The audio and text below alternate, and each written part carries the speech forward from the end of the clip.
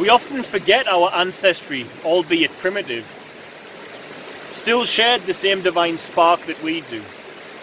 The concept of enlightenment is no more important than the concept of a primitive man discovering fire, because they are integrated, and without one, you could not have the other. Without the fire, you could not have the latter.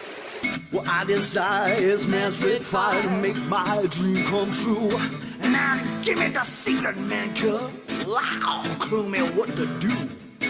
Give me the power, man's red fire, so I can be like you. Oh, be do, I wanna be like you. Oh, I wanna walk. Hey guys, I want to have a tiny little word on fire. You know, there's a misconception out there that our original diet as anatomical humans didn't involve fire. But there's no evidence to say that we, in our current Homo sapien form, ever existed in a time where we weren't using fire. It would appear that we had the use of fire from the outset of what we were. Thus, when I see people saying that we have to eat only raw foods, it doesn't make any sense to me.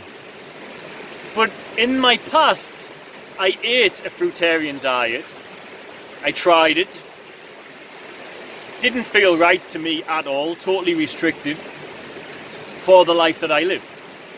I also didn't feel as strong, but it definitely helped me clean and heal my body, 100% on that.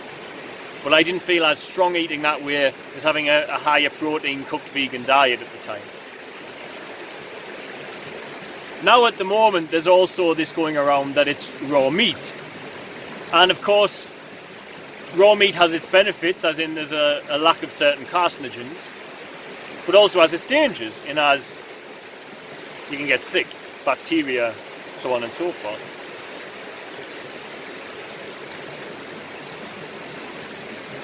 But I think what's important to me is to understand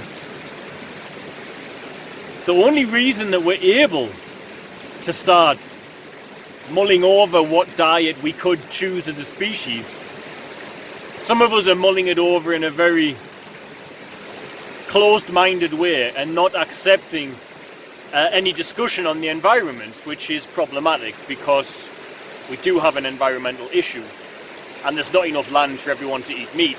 So we have to do something to counteract that, but a mature dialect should be there. It shouldn't just be an exchange of I'm right, you're wrong over and over again.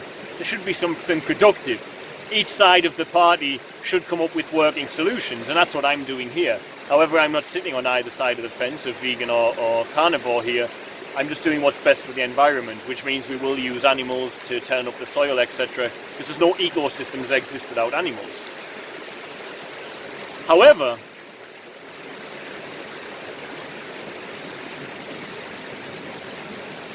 fire is so unbelievably important to what we are, and your ability to mull over what diet you're going to have is purely based off the back of fire. Humans and fire are one and the same. We are very symbiotic. Everything you see involves fire. Everything. The dawn of civilization involves fire. The dawn of civilization involves fire and agriculture, because there was never ever a civilization that expanded and grew without starch, and we can't digest starch unless we cook it, unless it's fruit, like bananas. And thus we owe what's happening with the planet, on all the positive and the negative, to fire, agriculture and the keeping of animals. We make ourselves much more advanced than we are. Our simple ancestral primitive ability to discover fire is something I've dwelled on a lot, because I've been taught now by the tribe, the Maasai that I'm part of, I have been taught how to make fire from hand, and I've been given my own kit to do so. So if I have my kit, I'm always able to start a fire. That makes me really contemplate what exactly we do with fire. And fire is just everything in among society. And even the point of having spiritual development to the point of monasteries, churches, Buddhas, Christs, yogis. They all owe the fact that they are growing spiritually to the fact that they had a primitive ancestry which worked out how to use fire. Because only in civilization do you get that opportunity to embrace and grow your spiritual pursuits. If you're in a hunter-gatherer tribe, you have a belief, you have a spiritual belief, but you don't sit and meditate because you're busy day in, day out looking for food. We often forget our ancestry, albeit primitive, still shared the same divine spark that we do.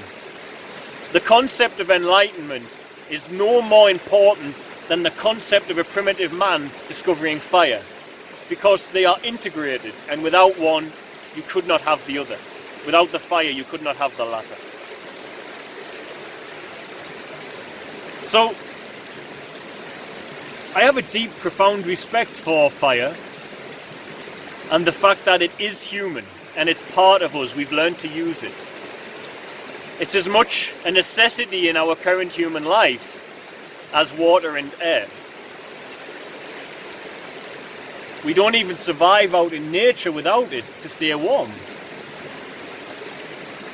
And there's so many discussions of cultures that eat raw.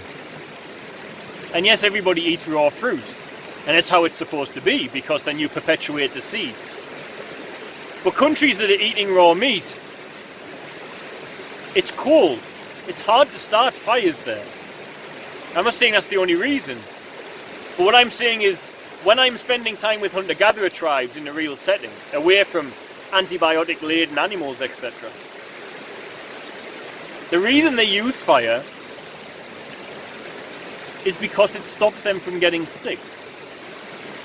Because they know from their ancestral stories that they get sick. In fact, the Hadza, their god gave them the gift of fire. Their creation story is a beautiful one. It's basically, they were baboons. And a group of baboons didn't collect food when God asked them to. Instead, they played in the river. So he gave the other baboons an opportunity to become human and learn how to start fire. And he had to break their legs because they couldn't bend to reach down and do it. Beautiful. I'll do a full video on it. But in that most ancient of cultures, they revere it, they understand it, and they love it, and they're grateful for it. But I think we Westerners, we forget that we switch the light on because there's a big fire burning somewhere. We forget that plastic is moulded because we learned how to use fire. We forget thus that we can communicate via phones and internet because of fire. Without fire, all of it's gone. But it's revered and loved and cared for by the hunter-gatherers, and rightly so. And I think just in the interest of having an attitude of gratitude, we should understand exactly what fire did bring to us as a species. Because without it, we'd be nowhere. And thus, I really don't believe in the idea that we eat an only raw diet. However, it does have nutritional benefit and value in some instances. But to say that all things cooked are bad is to try and unevolve yourself to a point of not being Homo sapien, because you were never, ever did your ancestors not have control of fire, according to all of the registered history. Now, you can be a science denier, the sort of people who say the dinosaurs didn't exist, etc. And of course, you're not going to get with that. But there is factual science from anthropology and paleontology, where we can see it. And that gift allowed us to grow civilization, society, and allows us to move. I can move through this forest with the knowledge I have, with a piece of wood and a stick, or the knowledge of where to find that here, although in rainy season it would be difficult. And I can either hunt to eat, I can look for fruit which is out of season, or I can dig for starches. And it's only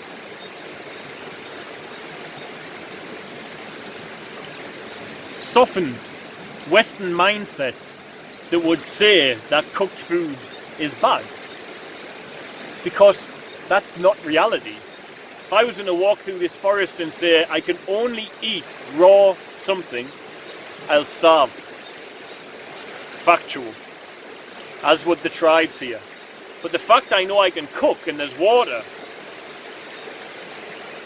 it means I can start a fire, I can dig up starch when I identify which plant it is, and I can have some calorie source.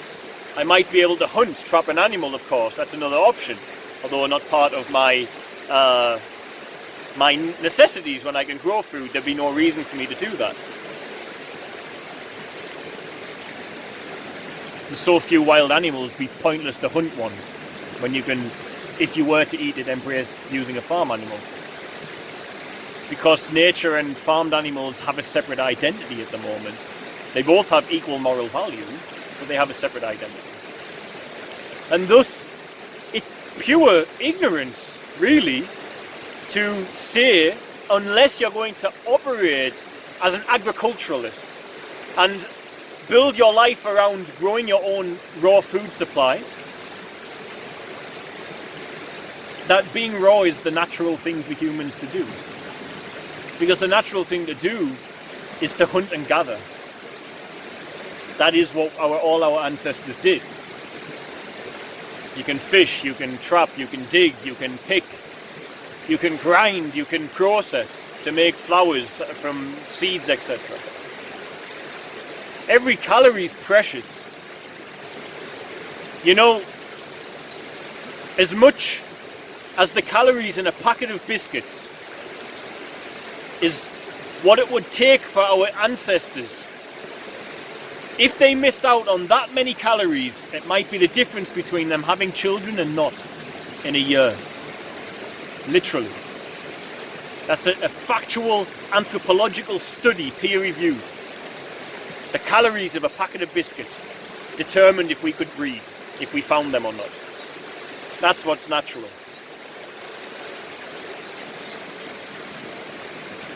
Thus, if you want to eat raw, eat raw. But respect what fire did for your ability to even have the information, etc., or to live a life where you might want to be able to pursue growing only raw food, or raising only animals to be eaten raw, if that's your preference. You owe all of that to cooked food. You owe all of that to fire. And if you're on any other path, and you're focused on enlightenment and spirituality and growth, you owe all of that to fire too. And some primitive ancestor of ours sussing out how to use it. So I revere fire and its power.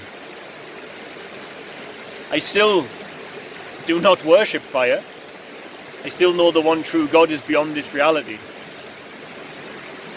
But in the interest of having gratitude for what this reality is doing to sustain my experience, it would be the height of ignorance to not give gratitude for fire, even if you're a raw foodist.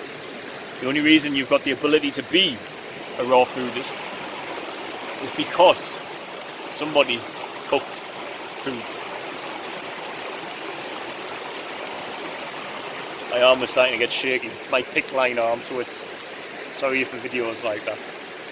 Right, I'm going to get off. I've set my bit on fire. I'm going to go and enjoy myself. I'm exhausted, but Fritzy can drive me here. I can rest. I'm a happy man. But sun's about to go down, so I best get off.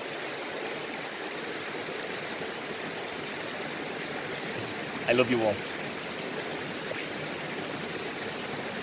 Thanks for watching. Don't forget to like, share and subscribe, as it really helps us to grow the channel and with it help more children here in Tanzania.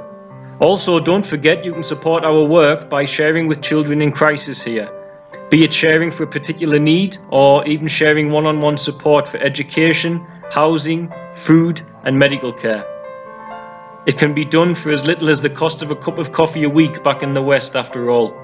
Just visit www.sharetanzania.co.uk to find out more. Lastly, remember you can also support us via Patreon, www.patreon.com/featherstail, and help keep us here in Tanzania to continue our work. The links for the website and for the Patreon are in the description box of this video. Love and light, guys. See you soon.